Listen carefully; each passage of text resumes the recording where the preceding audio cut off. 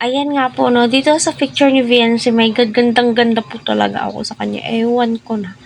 'No, yung leeg po niya ay nabagay nga po sa hugis ng kanyang mukha ano, at ganda ng ngiti naman po talaga, lalong-lalo na po si Eds ano, titig na titig kay Viancy ano. So, itong si Viancy 'no, kayang-kayang ilaban 'yan kahit sino pa 'no, puwedeng pangpasyal 'no, napakaganda pong manamit ni Viancy. Kung napapanood niyo 'no, yung sa kay Julian, yung nag-bus car wash ay nag-bus wash po sila, kita po natin ano, napakagandang manamit ni Viancy at fit na fit po sa kanya ano. So sana ayan, patuloy po nating suportahan si Kalinga Prab, Kuya Val at ang buong team. So pasensya na po kung ganito po yung boses ko.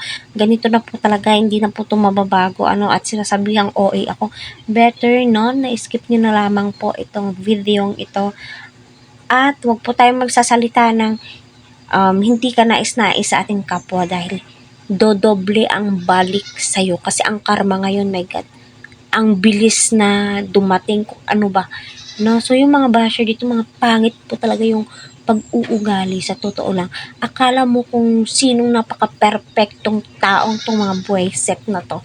No? So gigil lang po ako sa mga basher po talaga. Sarap nilang, ewan ko na lang. No? Sarap nilang patulan pa isa-isa ba. So, ano nga ba yung natuklasan ni Eds, no? Kaya dinudumog itong sa Viancy, syempre. No, yung natuklasan ni Eds, sarili lamang po nila yan, ano, yung samahan po nilang napaka-natural, no? Kita naman po natin na hindi pilit. Kahit na si Viancy ay naiilang po kay Edu, at least, go with the flow lamang po siya, ano. Mas mainam yan, hindi pinipilit si Viancy yung pag-acting po niya, no? Kung ano po siya, kung natural lamang, yun na po. Wala pong dapat baguhin kay Viancy. Mas lalo po siyang dinudumog, lalo siyang minamahal at dumadami lalo ang kanyang mga supporters, no?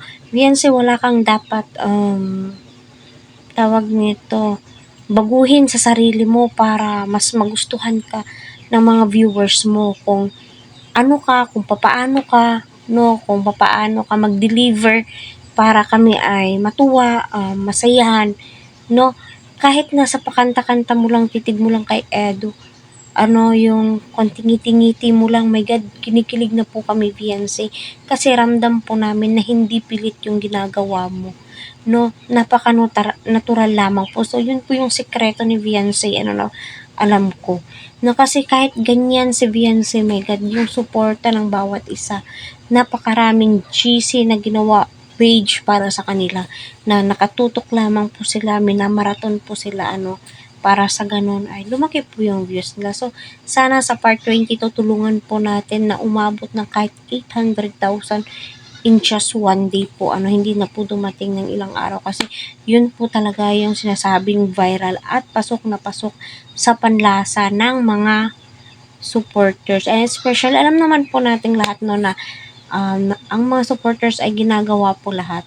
So, ang sekreto nga po ni Viancy ay ang kanyang mga taga-suporta na andyan palagi sa kanyang likod, no? Tinutulungan siya, inaalalayan siya.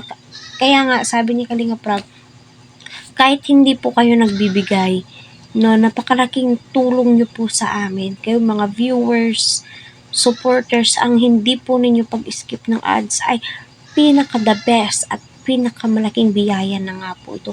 Kasi dyan po nila kinukuha yung pangtulong, pabahay, pasahod, financial support, expenses, gamutan ng mga tinutulungan po nila like kay Rina, ano, at saka sa mga karpentero po nila, pabahay, sa lahat-lahat, ano. So, napakaswerte po talaga ni Viancy sa lahat ng bagay, sa lahat ng paraan, makikita mo po talaga na thankful ang bawat isa, ano, at kita naman po natin at nararamdaman po natin iyon kay Viancy.